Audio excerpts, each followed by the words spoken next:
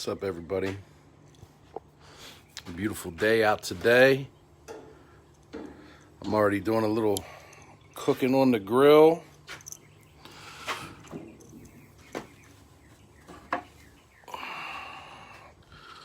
Water's getting cleaned up.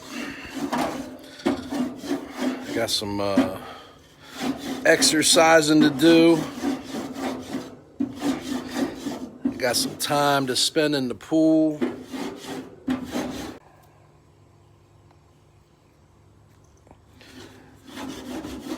It'll be a great day. Beautiful weather.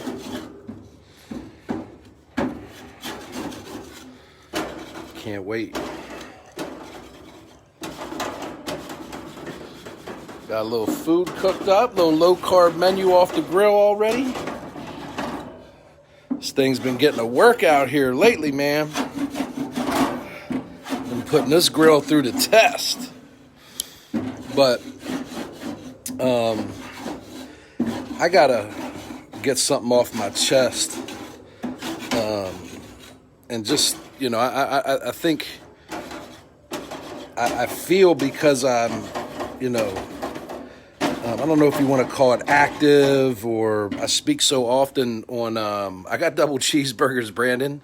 Medium to medium rare is how I make my stuff. So if you like your stuff well done, you might have to make your own. But I made myself a little snacky here, little lunch. We'll skip the bread on this. I try and stay low carb, trying to thin out a little bit, but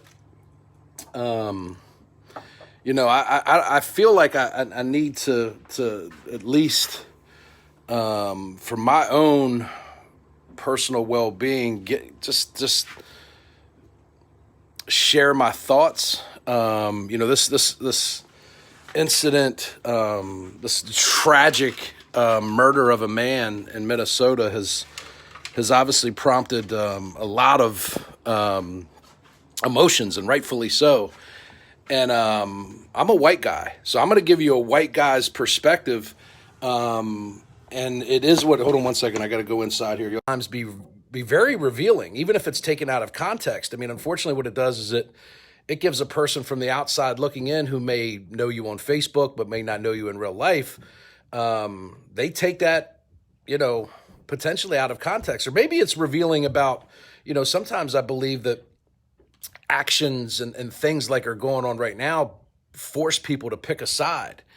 And sometimes it is what it is. Maybe it's not taken out of context, and the way that you respond to a situation may reveal a small part of you that is not, I don't want to say racist or biased or whatever, but I think there's some people out there that you know, have been raised a certain way and see things through a certain lens that gives them the inability, or they're unwilling to try and see it from a different perspective. So, like, you know, for me, I've always been white. I mean, I'm sure that's not a surprise to you, you know, but in my life, I've never feared for my life during a normal routine traffic stop. I don't worry about my children when you know, if and when they're approached by a police officer. Matter of fact, you know, I was always taught when I was young that if I was in trouble, to go find a police officer. So I can't magically claim to be, you know, a person of color, or even understand what it's like. But what I can do, and what I would encourage people to do, is try and just understand. I mean, if you were a person of color, if you're black in America right now, and you have a routine traffic stop, there's enough evidence out there that would put me in a situation to where I was nervous. It would change my attitude. I wouldn't maybe intend to be confrontational, but I'm not sure if I would want to be eager to roll my window down. And we've seen enough instances where there's people that have complied and still end up dead. So does that mean all cops are bad? Absolutely not. Does that mean that every person that engages with a police officer is going to have an experience that ends in harm or death. I don't believe so. God, I hope not. But I don't think it's fair. Oh, and here's the thing: if you're a person, I'm gonna say namely a white person, and you watch what's going on with the looting and the rioting, and you have an opinion about it, hold on to that. Just hold on to that for a second. Because I'm going to tell you what it reveals or what it implies about you in regards to what has led to these riots and led to the looting and led to the burning of buildings. But then there's this whole other side of it that's a real protest. And I think no different than any group of people. There's people in these crowds that are there to do what's right. There's people that are there in these crowds and part of these protests that are there to stand up for this injustice, and their intention is to get the attention that it deserves from the people in charge and of our police and the people that are in charge in our governments to make real strides and efforts to do better. And I mean, it's I believe a very complex solution that starts with, for me, I think, behavioral testing and profiling of police officers before they're given the opportunity to join the police force. Because I think so often what we find is when these situations come out and there's real, injustice, a lot of times, yes, dear. I'll be right there, sweetheart. Thanks. It's oftentimes you go back and you see that particular person has a history of either violence or racism or domestic abuse. So one of the things that we could do to stop this terrible trend and long history of police brutality is to start being more selective about the people that we give guns to, and the authority, because it's the weapon and the authority, right? So when I'm talking specifically about these police incidents, I think one of the things that has to happen is that we are very methodical about the people that are put in those positions of power with the authority to be able to stop a person, to be able to restrain a person, to be able to use deadly force against a person. I mean, their behavior and their history and their beliefs have everything to do with how they're going to treat a situation versus someone else. So, back to my point is that, do I think that burning down buildings is productive? No, but it's not fair for me to speak on that or criticize it, because I've never been a person of color that's had to worry about getting shot in the face during a routine traffic stop or being accused of passing a counterfeit bill or a fake check. Are you serious? I mean, so even if you don't agree with the looting and the rioting, I'm just telling you from the outside looking in, if you comment on that, regardless of what your stance has been, and if you've chosen to not be outspoken about the murder of an innocent man and how upset you are about that, it's a little telling. And it doesn't mean that, again, that every person that has an opinion about the riots that doesn't have an opinion about the murder of an innocent man is a bad person, but I mean, I need an explanation. There is nothing that can be said. I don't believe, and again, I think oftentimes two different ways, if not more, to look at a situation, right? Like you can look at a particular situation, and one of the great things about being free in America is our ability to be able to speak our mind and have an opinion on something, and someone else may have a completely different opinion, and that's okay. What happened to George Floyd? There is only one opinion to have. Or I believe that you're a bad person. You are a hateful, heartless, cold, racist son of a bitch. There's no other way to put it. Now, you can look at, whatever you want to say about me. Like, there is no right or wrong about how you look at what happened to that man. If the way you look at what happened to George Floyd, if you do not believe that it is 100% wrong, you are a bad person. You're hateful. You're a bad person, and I don't want anything to do with you. You can have an opinion on whether the protesting versus rioting and looting is the appropriate response or not. But I would encourage you, particularly the people like me that are white that have never had to experience any type of racial profiling or discrimination, to just shut up. Now is not the time for you to argue with people about looting. You can have an opinion about it. Hold on to it for a second. It's not the right time. Because there's no way for us to judge the response when we've never been the victim. So I mean, I don't know how would you respond if your child or a family member or someone you care about or someone that just looks like you was wrongfully murdered. Until you've been in that position, I think it's extremely irresponsible for anybody to criticize the response. Now, again, are there a group of people? I've seen pictures of people that are protesting that are doing so. They're coming together as people. They're making a valid point. They're demanding. I watched a video today with Steven Jackson and Jamie Foxx, where Jamie Foxx was very emotional and he spoke in front of a group of people and he talked about the support that those communities can count on from himself and other celebrities that may appear to be off the front lines, but they're stepping forward to show their support for the people that are on the front lines, that live in these communities, that are more often interacting with police on a daily basis because they live there.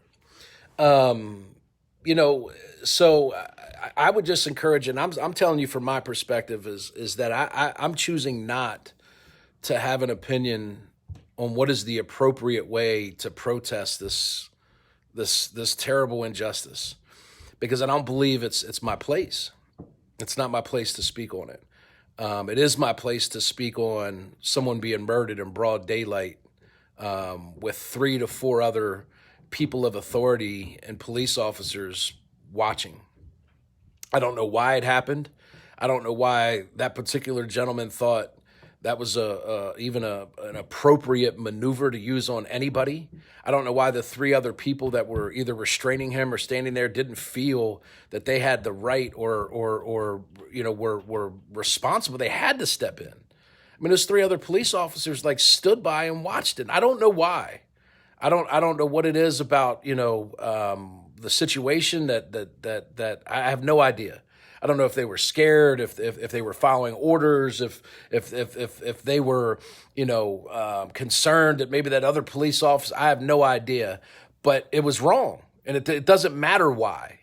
Again, this is one of those instances where there is not a discussion about two different ways of looking at something. There's only one right answer. It was murder. It was wrong. They deserve to be punished to the fullest extent of the law. And hopefully what it'll do is prompt a bigger and better conversation about how to prevent it. And I think it goes much deeper than what we've, what's going to happen is just, those people will get some type of punishment. They'll face some type of legal ramifications. Obviously, it'll hopefully, literally ruin their lives. I mean, that is not something that just should be, restitution or a little bit of jail time. I mean, you kill somebody, it's murder. So it can't just end with, those people paying the price and then thinking that will somehow cure the problem. That's only going to do justice by that particular instance, and it's one of way too many. They really have to look at being better about how they recruit and hire and train police officers. There is a deep-rooted problem with their behavior. And again, it's not everybody. I know there's wonderful police officers out there. I know that there's black on black crime. I know there's white on white crime. I know that there's 1,000 other problems that we have. But I'm telling you from my perspective, I'm not an expert. I'm not black. I'm not a cop. I'm not a minority in any. I've never faced any type of racial profiling. I've never myself been a victim of any type of police brutality. But I can see clearly, I think, from the outside looking in, that there is a behavioral context problem with these particular police officers. And oftentimes it's so frustrating that we go back and we look at the history of the people that commit these crimes, these police officers that find themselves in these situations to where they've extended their authority almost all the time, beyond an acceptable point. And then in these instances, the only difference is it's being caught on camera and someone dies. Like, that's the extreme situation that gets attention. Extreme. There's 1,000 different wrongs that can happen in those instances between police officers and people of color that are wrong as well. And it only gets attention when it escalates to the point of death and it's been recorded. So my point is that we can't just respond to this situation and be satisfied with the people that are responsible for that particular situation paying a penalty. Is it correct? Absolutely. Do they deserve to be punished to the fullest extent of the law? 100%. But all you're doing is fixing the symptoms. You got to go back to the root of the problem and figure out why police, on some occasions, why some police officers feel authorized to be able to extend their authority and use that type of force in those situations. And I think it's as simple as just, one of the things we do when we hire people is, and we talk about right people, right seat, we give them behavioral profiles. We do background checks. We do all of this stuff. And if that's not happening in our police force, it has to, or it needs to be modified. And then there needs to be constant reinforcing of those core values and the restrictions and the training. I had an opportunity with a friend, Fred Walker, that's a local leader in our community, and he would meet up with York City Police and walk the streets of the city. I did it last year about this time. It was like the spring or summer of last year. And those police officers were engaged in consistent training and dialogue and speaking to the people in the community. And it was extremely healthy. It was establishing relationships between the people in the community and the police officers, so that if and when they came across a situation that was filled with tension and was escalating, that there was trust. And they were doing a phenomenal job. People were coming out from their homes and hugging the police officers and talking to them about, their day and their family and all that stuff. But it's no different than anything else. I mean, we need police to enforce the law. We as people, deserve the right to feel safe in our own homes and certainly not be threatened by the people that are here and paid by our hard-earned dollars to protect us. I mean, if you think about the irony in that situation, is that the people that are here to protect us too often are put in situations to where they're taking a life. And again, this certainly does not apply to all of the police. I know that there's way more good than there is bad, but it doesn't make the bad okay. And these circumstances that we're talking about are so extreme. We're not talking about paying a hefty fine or getting a ticket or having your license suspended. We're talking about the end of a human life. So it's not okay for you to argue that point, in my eyes. There's only one right answer to this. You have to be sickening. You have to be sick to your stomach by the fact that a man lost his life for absolutely no reason. It was taken by another human that had no authority to do so and no right. There was no justification for what happened. If you cannot see that clearly, you got a lot of explaining to do. There is just no, in my mind, way that you could possibly tell me or have any opinion that would justify what happened. And then my point is about the protest is that it's not the appropriate time for me, I believe, or anybody to have an opinion about how people respond to that situation. And I have friends that have, that speak out on it, and I listen to the pain and the concern in their voice. And I think unless you're able to testify to the fact that you've been a person of color, and you face some type of racial profiling, or you face some type of discrimination, or you've been part of a routine traffic stop, and you've trembled, or feared for your life because of the color of your skin. I just don't think it's appropriate for you to pass judgment on how people protest or if they protest. There's no way for you to know how those people are feeling. And maybe at some point there will be a more appropriate time for you to speak on it. I would encourage you for it not to be now. It's either going to give the wrong idea, and I'm telling you, it will appear that that you're completely insensitive to the source of the problem. Let's not forget, these people aren't out protesting because their taxes went up. They're not out protesting because their favorite television show was canceled. They're out protesting because someone that looks like them was killed. And in a normal traffic stop or anything, there's nothing to indicate that person, George Floyd, did anything other than what he was supposed to do. He didn't resist. Even if he did, he was done resisting. He hadn't committed a violent crime. He had no history of being a threat to himself or the people around him. The response to what took place was so far out of line. There is no even remote possibility that you could explain to me or give me any type of justification for what happened. And if you did, you're just a bad person. There's no other way to put it. You are a bad person. If you have an opinion about the protest and the looting and you're white, just shut up. It's not the right time to have that conversation, because you can't judge the response unless you've been put in that situation. Someone comes up and punches you in the face and you've never been in a fight before, that might be your first fight.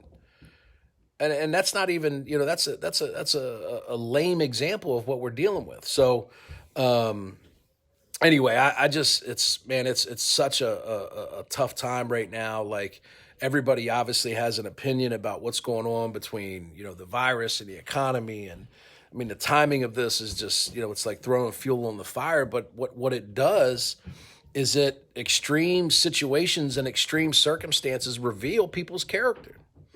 And the way that you respond to tough situations will often be the thing that separates you or reveals your true character. And I'm telling you, just to repeat myself, is that if you have an opinion about this George Floyd murder, and you even begin to try and speak to explain to somebody about why it was justified, or it shouldn't be considered murder, or we don't know the full story, or whatever, stop. Just stop. And there's no other way to explain it than as if that's where you sit, and that's how you feel. It's very revealing about who you are as a person, and very telling about your character. And as these situations unfold, and we as a society and a community work through, the response to this, just make sure you understand, where people are coming from, and try and understand, and try and be compassionate, and try and see the perspective of the people that are responding to it. And if you're not in their shoes, then I just think it's extremely insensitive and wrong for anybody to judge. So I'm going to get to my lunch. I hope everybody has a great day. I pray for all of you. Just keep doing the right thing. Try and have a perspective of compassion, and just love on one another, man. Like, now is not the time to engage in arguments and point fingers and do all of that stuff. It's okay for us to have a difference of opinion. It's what makes us American. It's what makes us humans. It's what makes us the most intelligent life on earth. But you got to use that intelligence for the greater good, which is to get along. And again, you can have a difference of opinion, but it doesn't make that person less than you. It doesn't make them right or wrong. In most situations, that's the case. So as we come out the other side of this, just try and be compassionate. Try and to love on people, man, and try and be a part of the solution. Try and help the healing. not fan the flames. Don't continue to criticize people because they're protesting when you yourself are unable to understand what's led to this response. And that's it. I hope everybody's doing well. Stay safe. I love you all.